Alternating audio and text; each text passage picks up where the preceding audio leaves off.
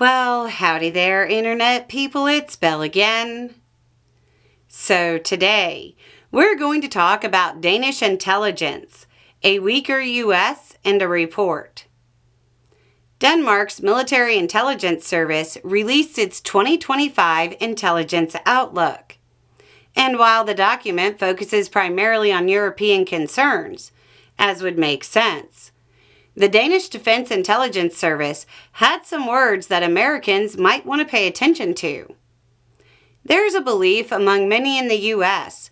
that while, sure, our economy isn't doing great, and it looks like millions will lose health care, and there's a lot of chaos domestically, at least we're being the tough guy on the world stage, and that will make other countries respect us.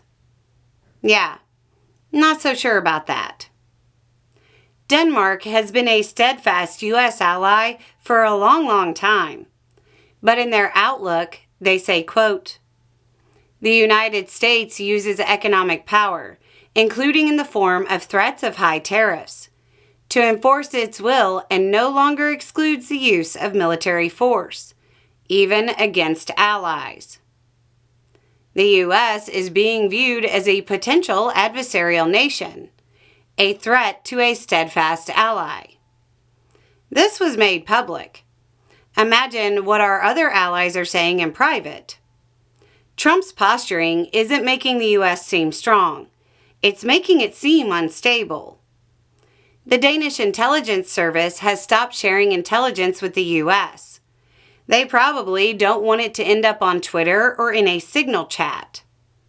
The report also suggests the war in Ukraine is being used by Russia to play Trump into creating a divide between the U.S. and Europe. Quote, "Russia will try to exploit the U.S. desire for a quick end to the war to sow division between the U.S. and Europe." When you hear commentators talk about U.S. foreign policy being dictated by Moscow, this is just part of what we're talking about. Nations don't have friends. They have interests.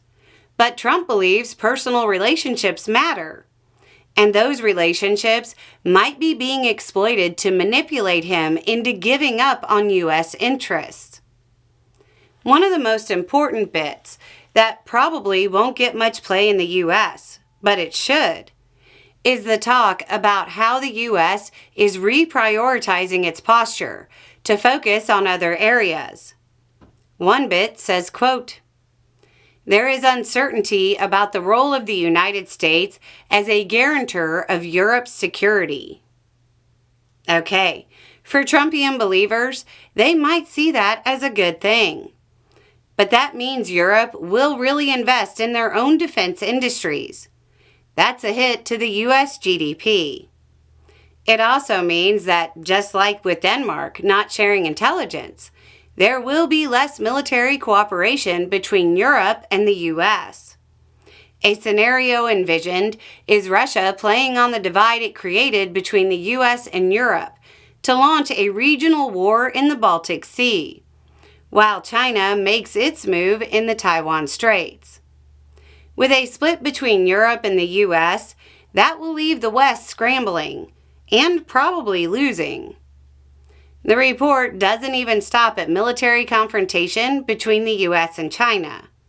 Quote, "There is uncertainty about how China-U.S. relations will develop in the coming years."